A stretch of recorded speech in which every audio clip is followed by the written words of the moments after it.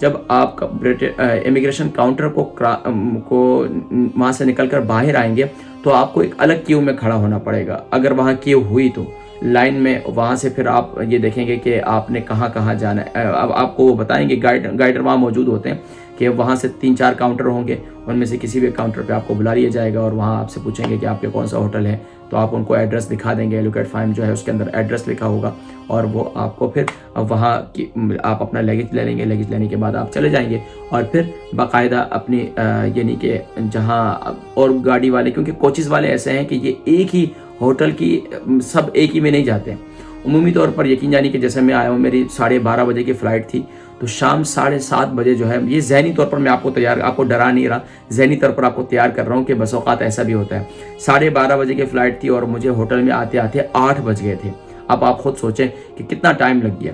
तो एक तो ये है कि इसको भी जहन में रखें, आप परेशान ना हो, ज़हनी तौर पर आप तैयार रहें कि आपने क्वारंटाइन करना है और आपको इन प्रोसेस से गुजरना है।